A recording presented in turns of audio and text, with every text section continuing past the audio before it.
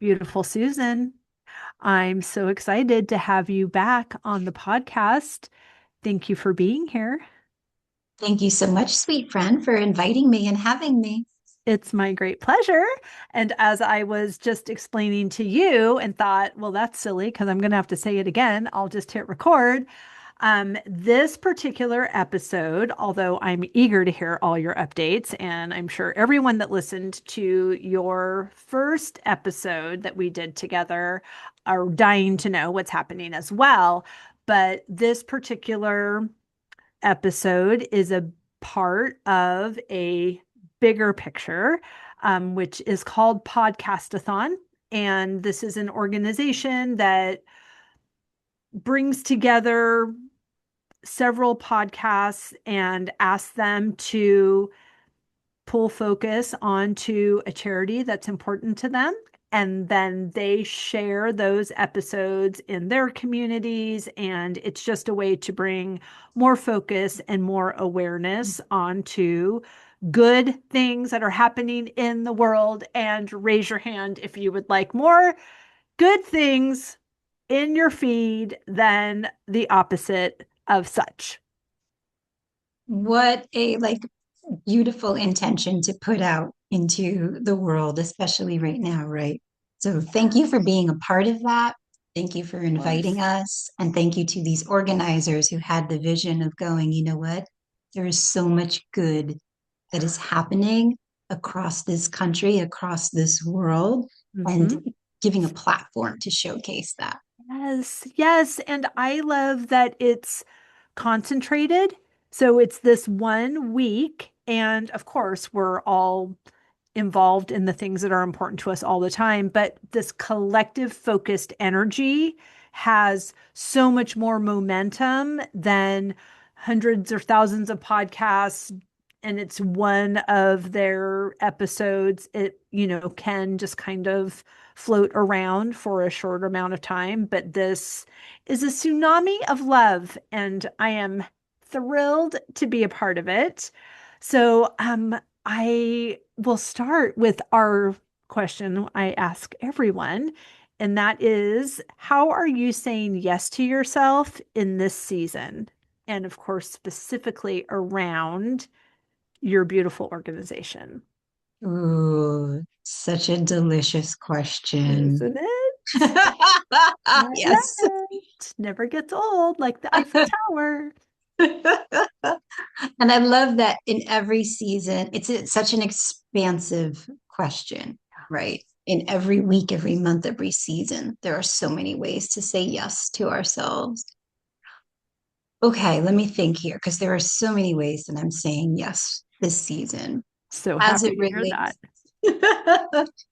One of them, as we mentioned a little bit before we hit record, is allowing space to slow, Mm, allowing space to slow down. And with that, having, very intentional energy. Not that I didn't have it before, because I do live from this place of intention, opening space to allow what is breathing, mm, percolating to rise up, and in that reminding myself, like, breath, the importance of breath, the importance of centering into self, mhm. the importance of grounding into alignment and values, and letting that lead in this moment and season of slowing. Mm. And in that is a focus on presence. I love all of that. And especially, at the time of this recording, although it will be released in a couple of weeks, we are at day one of the Lunar New Year, which is the year of the horse. And you can't go 2 swipes on Instagram without hearing about this fire horse and this fast moving energy and this momentum, which you're speaking my language, lunar calendar. Like, I'm all about, like, yes, let's do it. Let's get it done. We are done waiting. Let's go, go, go. Until I am a generator by human design, and my time of slow is when I sleep. And then when I get up, I'm ready. I am I am a workhorse.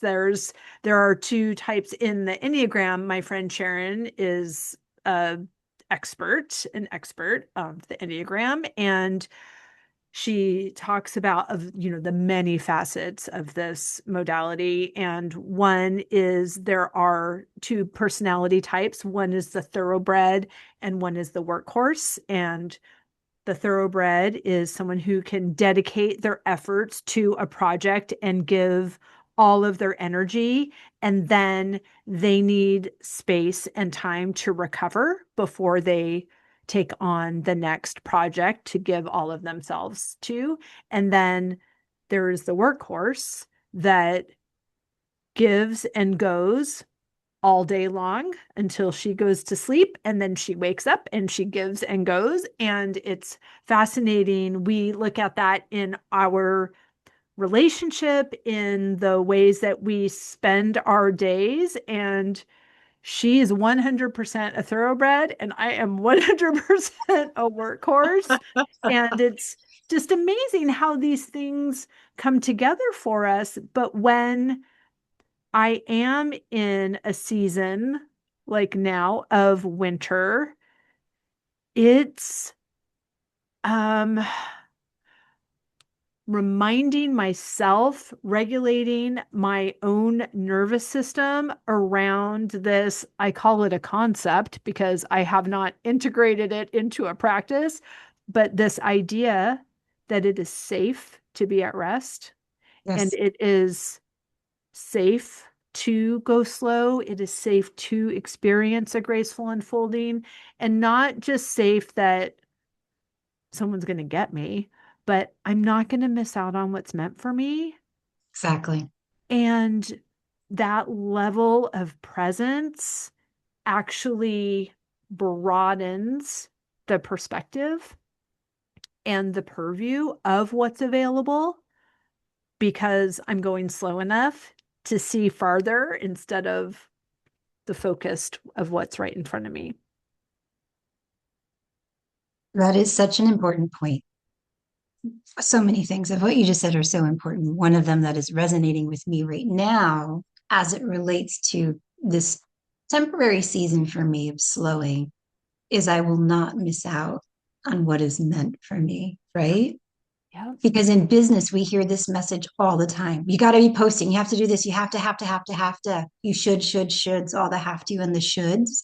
And how that just continues to create, at least it does in me when I'm giving too much focus to it. It creates this like frenetic energy Mhm. within me Yes. that is not how I want to be. It's not how I want to show up. Mhm. And so this season of slowing right now, the intention behind it is there are several exciting and bigger projects coming this year of things that have been in the works for years that will be having their wing moment this year. And Yes. so some of this slowing down is an anchoring into that, Yes. recognizing what is meant for me is here and it will continue. Yes. Right. And rest is a part of the preparation. Rest Yes. is on the to-do list, Yes. because when the winged moment comes, the rest will be a little more elusive. So, Yes. Yeah. yeah. There are ebbs and flows, right? Hmm. Right. And it's so interesting because, of course, I know that.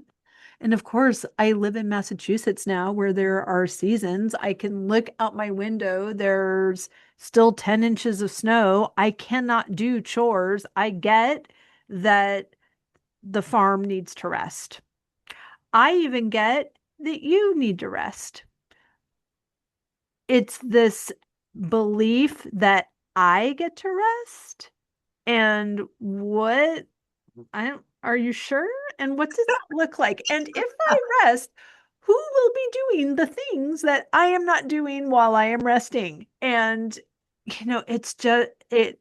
becomes this loop that keeps me not rested.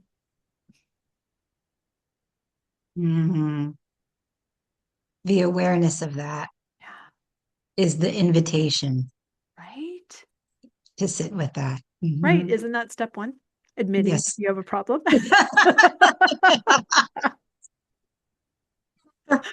It's so good. I love this podcast so much because it just feels like a giant mirror, and I desire to be whole. So I want to know.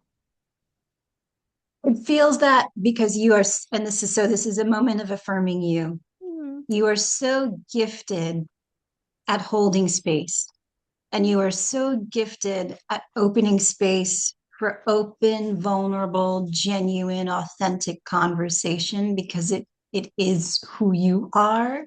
And so it is this wonderful space of safety, of collaboration, of encouragement, and of recognizing we we all bring to the table the sum of our experiences, right? And so that is part of this beautiful journey. Some of the things that you have an invitation to explore are different from the things that I have an invitation to explore. And in this, I genuinely love listening to your podcast, and I enjoy every conversation we have because it opens up an opportunity to become more self aware, mm, to become more whole, to become more compassionate, to become more creative and inspiring and inspired for I sure. love you so much. Thank you. I receive all of that. Yes. Yes, It my friend. feels so good. And what a gift. What a gift. Thank you. Thank you for your generosity and your vulnerability as well. Absolutely. Okay. So, in the spirit of Podcastathon, Mhm. please tell us about this phenomenal charity, this phenomenal organization that you have birthed. I'd love for you to share its inception and any sort of timeline to now, whatever is on your heart, it's all here. Thank you. Of Thank you. course. This wonderful organization is called the Sparrow Collective.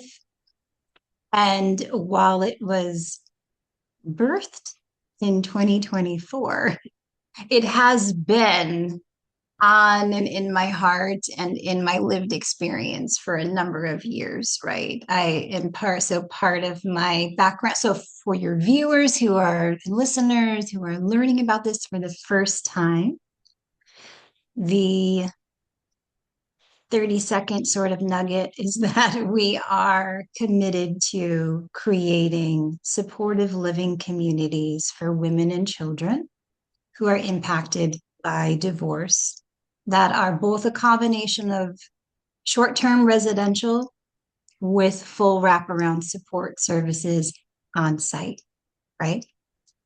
Where this Beautiful. comes from is a lifetime of my experiences in community development work, journeying through my own divorce later on, and through this recognizing very clearly the gaps that are in place for women who are journeying through divorce, right? And how 80% of women come out of a divorce settlement unprepared to navigate financially and emotionally, and how that puts them into a position of short term poverty that can take 7 to 10 years to recover from. Those are national statistics, right? And so, And can we just speak to the point of who your client is and her demographic? Because I think initially someone could think that this is a part of public services, and that's the gap that you are a ceiling? Great clarification. So we are launching the first supportive living community, the first Sparrow Collective in the Commonwealth of Massachusetts, with the intention of expanding out, right? In this first center, we are focusing on Worcester County in particular within Massachusetts because the resourcing is not as significant in Worcester as it is in some other counties, right? What we are seeing, hearing, and recognizing from all of our research and data is that um, there are support services and professionals available for women who fall below this $35,000 income level, right? There's lots of resources, including housing, that are available for those women and families. And then for those women who earn above 75,000, there's also a lot of resources, including housing, that's available. But it's those women in between that gap, in between that, 35 to $75,000 level range. That's who we are specifically reaching out to as our primary audience right now, because what we're finding is at a higher rate, those women are slipping into poverty. And in Worcester County in particular, when they are there for decades. It takes significantly longer to climb out of that. And so then that is then creating a cycle of generational poverty as well. Thank you for that clarification and for your good work. Please continue. So through the personal experience of going through a divorce, through the experience of then becoming a certified divorce coach and adding that to my umbrella of women's empowerment services, I started to hear several common themes, right? Like, one, how expensive it is to rent or own property in Massachusetts specifically. And I started to hear a lot of joking around, like, where are all the mom communities? Where are all these spaces where we can live with other women because we get it, we understand it, we know it, and we want to have that space to support each other. So that is in part the genesis of this building of this nonprofit organization. And through that, developing this very curated network of professionals in the divorce care and recovery space, and having the conversations with them around the impact that we are seeing of divorce on women in particular, not only in Massachusetts, but across the country. But as we're talking here in Massachusetts, started seeing the same thing and recognizing the lack of services that are available in a centralized location, right? So your housing might be in one town, but your attorney is 5 towns over. The therapist is 20 miles away, and so it then becomes difficult to coordinate all of your servicing for this critical period of time, meaning like the 1 to 3 year window after the divorce, right? That is a critical period of time. That is the period in which, if women are going to slip, that's when they end up slipping, right? So we want to catch that. We want to catch that. We want to prevent it. We want to help elevate those women so they don't slip into this place of poverty. And we do that through partnering with a number of professionals in finance, in family law, holistic wellness practitioners, spiritual advisors, and more, who come around, provide all types of classes and curriculum so that we are encouraging, we are educating, we are building up. This way, we are placing these women in a position to springboard into their next chapter of life. They're not sinking, they are springboarding. Right. I love all of this. Of course, I support you, and I'm just so delighted of how this vision has unfolded.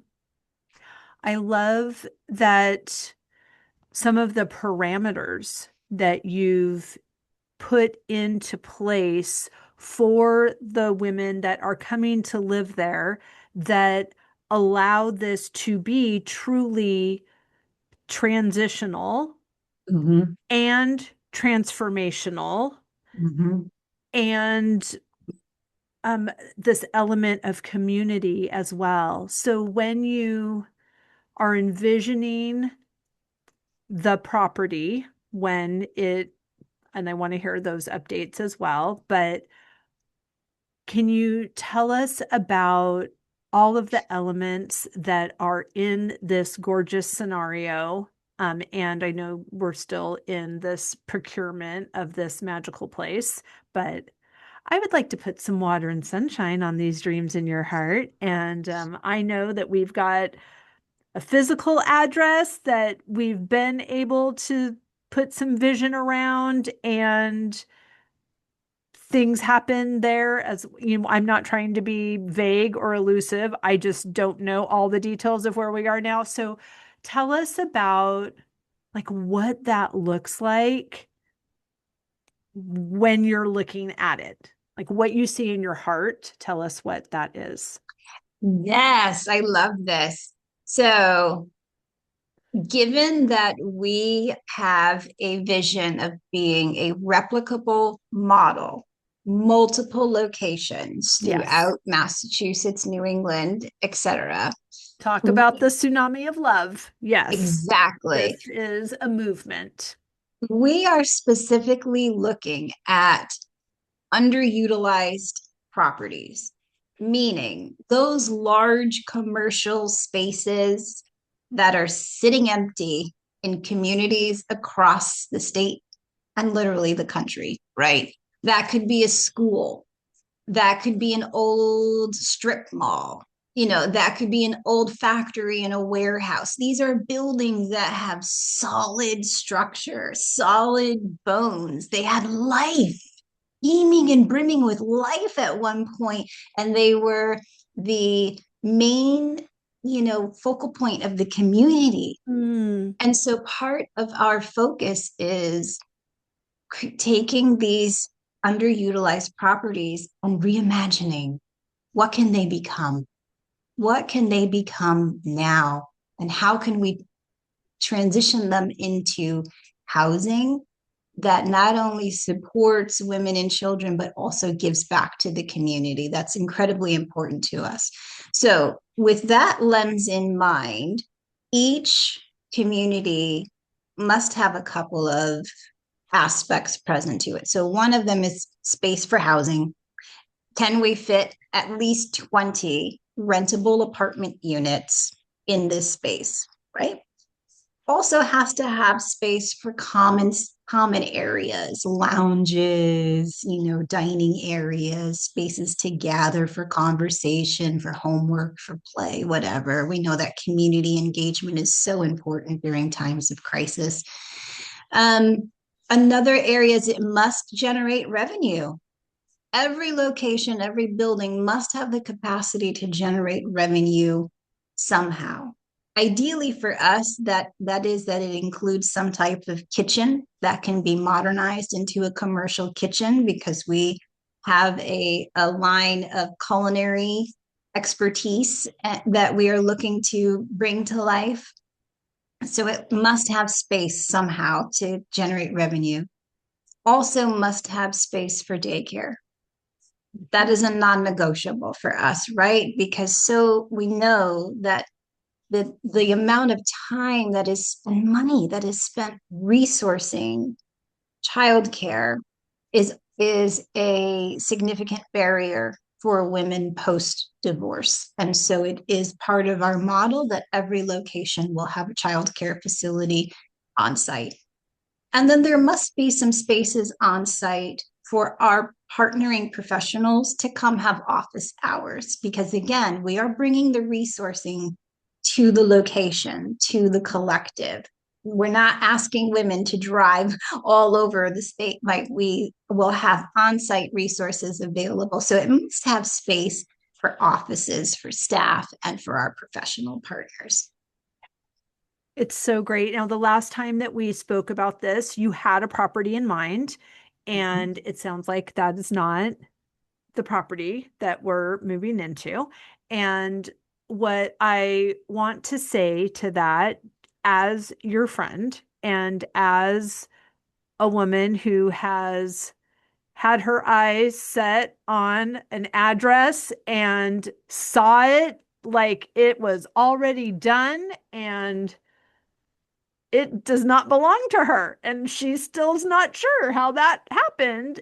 But what I said to myself, and what I absolutely believe, and what I say to you, it is in every instance this or something better.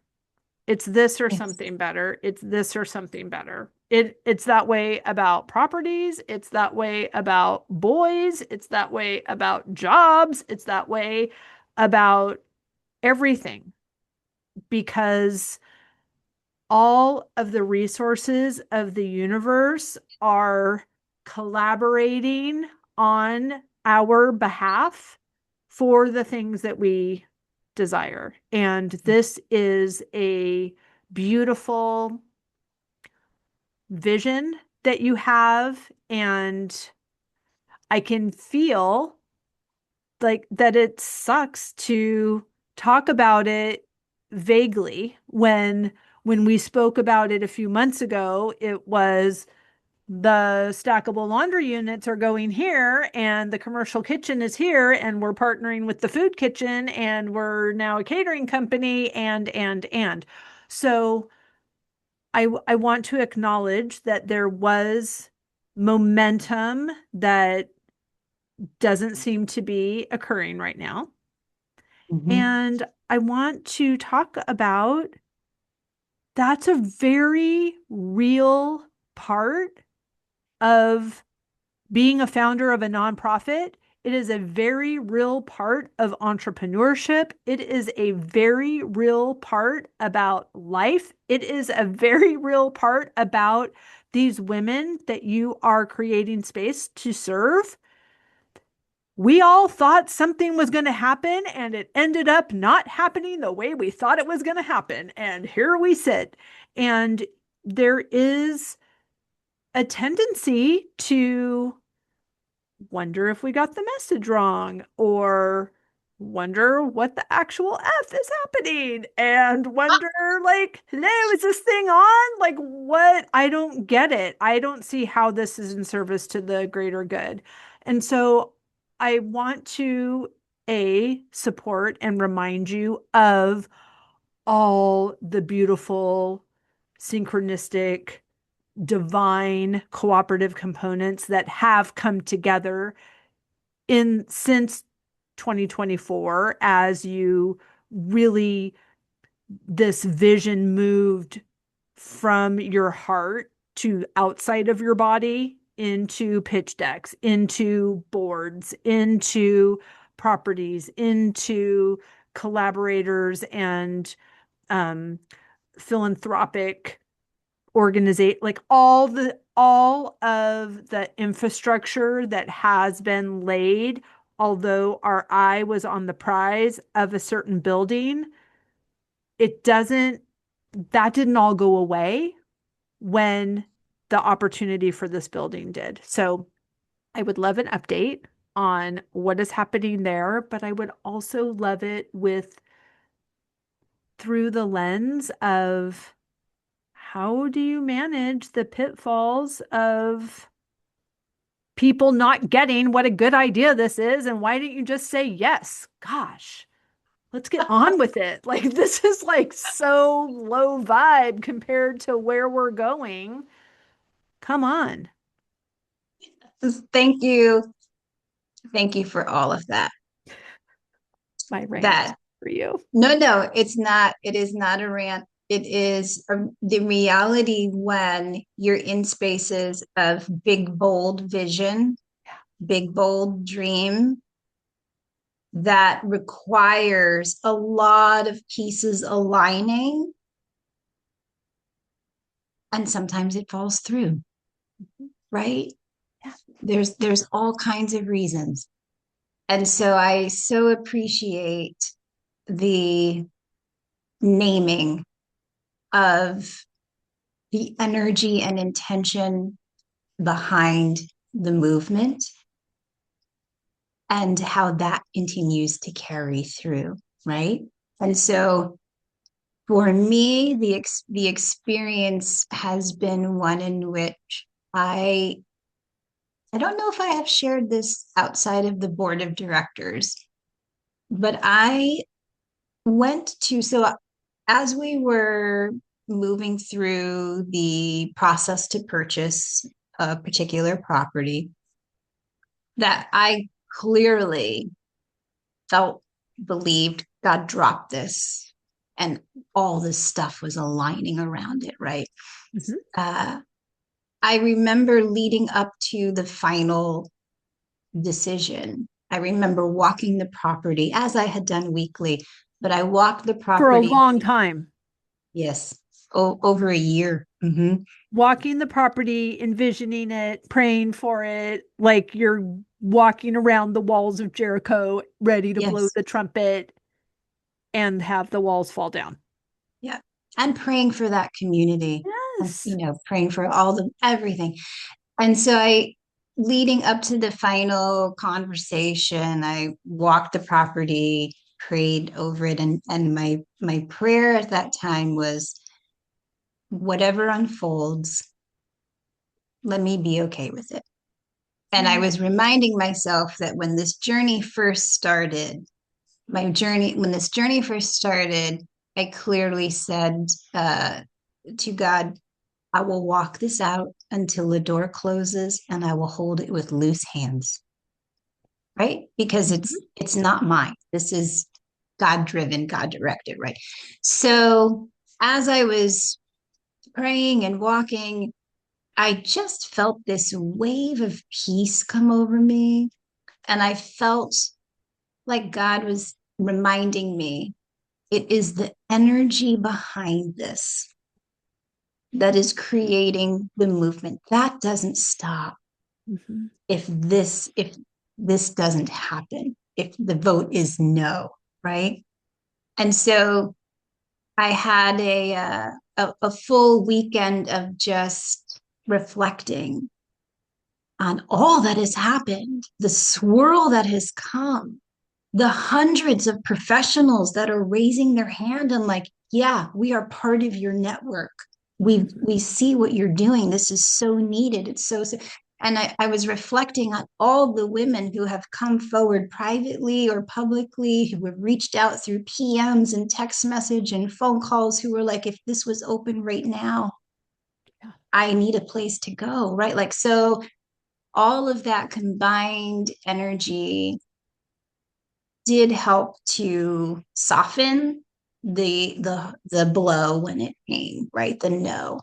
The other thing that came to my mind around that time was, our God is so tender, so gentle, so loving, so caring.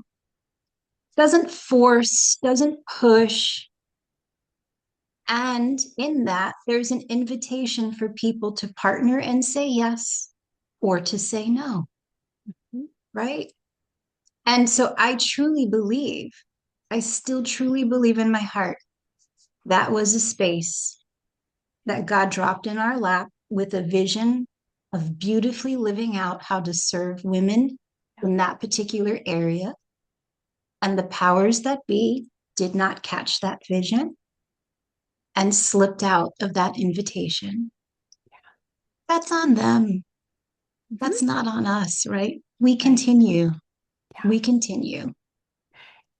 Thank you for that. And thank you for sharing because, sometimes like the person doesn't write the book until the thing happens, right? Like it's like, this didn't happen. It was our dark night of the soul. That's like chapter 4. But when you're in chapter 4, you have to remind yourself this is not the end of the story. And I wasn't making it up.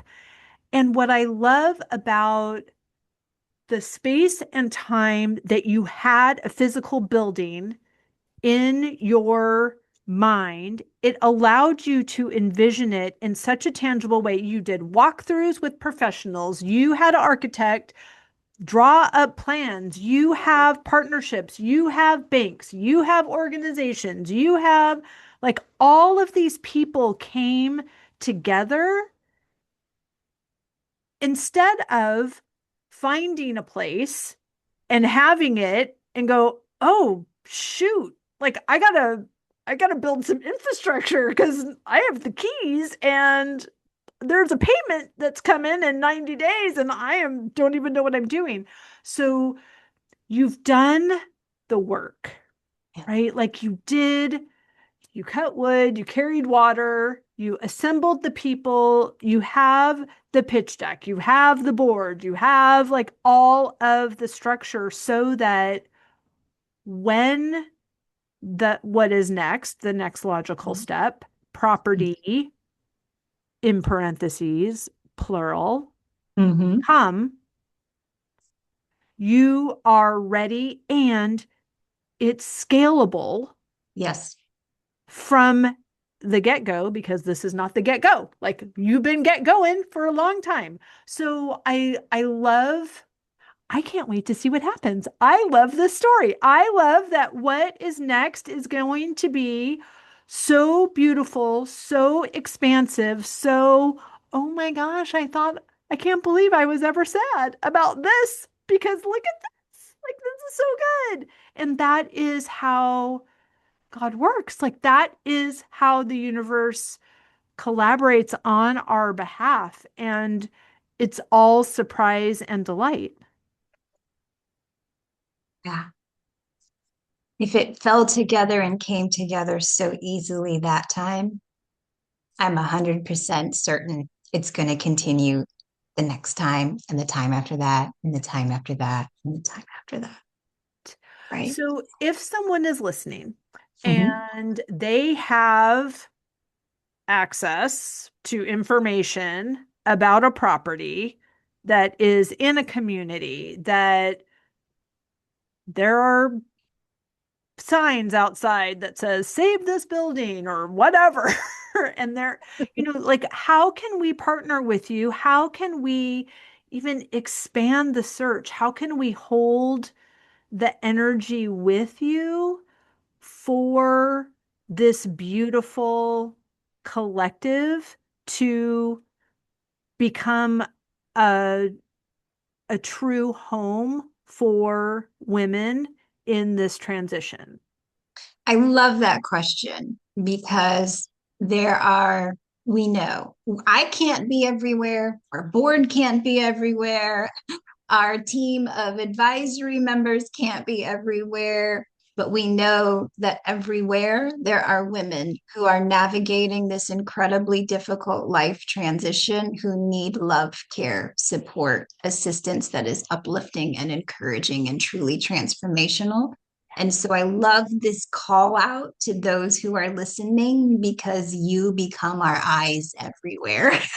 Right? Like you in your community in central Massachusetts or eastern Massachusetts or western Massachusetts or Texas or Florida, you become the eyes that can see where these vacant properties are, these underutilized properties are. Or maybe you are that person that is sitting on one and you've had it for 10, 15, 20 years and you are hearing this and it's touching your heart and you're like, you know what?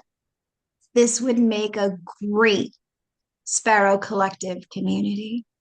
Then you reach out to us. You send me an email at susan.sparrowcollective@gmail.com with the subject line property. And then we start a conversation and we see where that goes because the vision is national. Oh, for The, sure. It's a yep, movement. Oh my exactly. gosh. And Exactly. at one point, when we were envisioning that other property, in the town that is now dead to me. Um, there was also this element of senior housing. Yes. God, the word is colliding. That's not what I mean, but coming together with this community of Yes. women in transition. And although the the Sparrow Collective is housing women through this transition of divorce for a set amount of time, 18 months ish, before they need to move out, the senior housing, I'm certain they're not getting booted, but there is this beautiful opportunity for the people in the senior housing helping staff the childcare. And then you've got this multi-generational yumminess Yes. that is all happening together in the center of a community that is breathing life and purpose and vision in such a gorgeous way. I mean, it's a no-brainer to me. So I'm glad you're not mentioning the town because they will be very embarrassed when Mhm. their yes just gets to be the third yes instead of the first no. They can reclaim their decision. But it's so beautiful. It is a movement. It is poised for success and collaboration. And, I think even someone that has a similar vision that wants to connect with you and see like how does this expand, that's also a beautiful opportunity. Absolutely. And I will say it's one of those tangible blessings and benefits that you don't realize comes your way until you are living and moving in one of your passion areas, which Sparrow is for me. The number of women in particular who have reached out to me over the past year from around the country who have said, I see what you're doing. I have a dream of doing the same thing, Mm-hmm. except it's for X community or this Mm-hmm. situation. Can you mentor me? How do I do right? And so Yep. the opportunity then becomes modeling for someone else and helping somebody else brainstorm their concept and turn it into a reality, right? Because the reality is, like you and I were talking a little bit before we started recording here, is that housing is a significant issue across this country. And we know that there again are vacant, underutilized properties all across this country. And so for me, this is also bringing in my real estate background into this platform, this movement of helping to create a model that is saying, you know what, not everything has to be a new build. Right. There are so many properties that can be converted, that can be transformed, that can have life brought back into them. Let's start there. Yeah. Oh my gosh. It's so The good. reclaiming of building as it is symbolic to the reclaiming of life Yeah. that happens in those spaces. Mm, Yeah. it's so good. Thank you, Susan. I have chills. I don't want to take away from that beautiful ending. Please tell everyone again where they can find and follow you, how they can get involved, even ideas.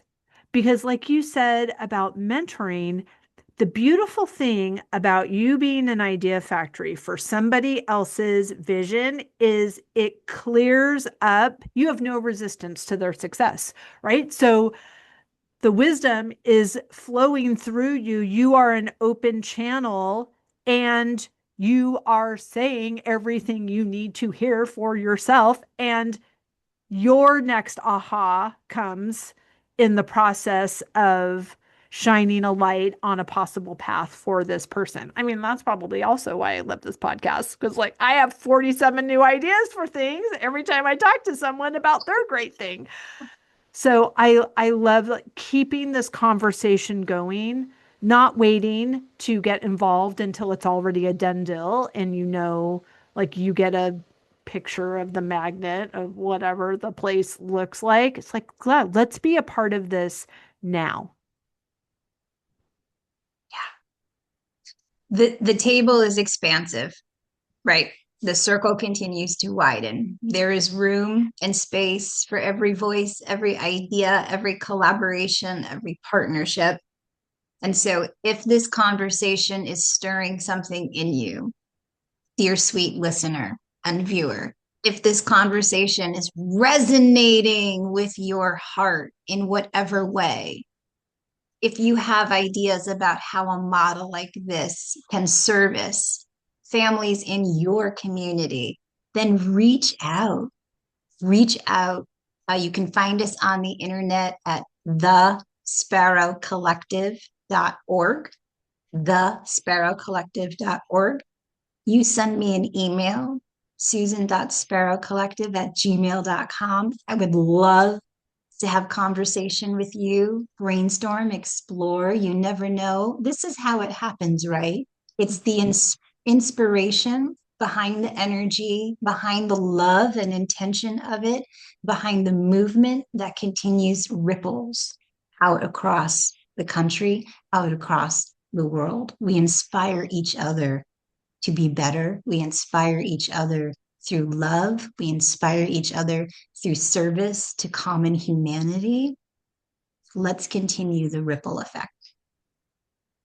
Indeed. We will link everything down in the show notes. Thank you so much, Susan. I have loved this conversation. Thank you, my sweet friend. Thank you.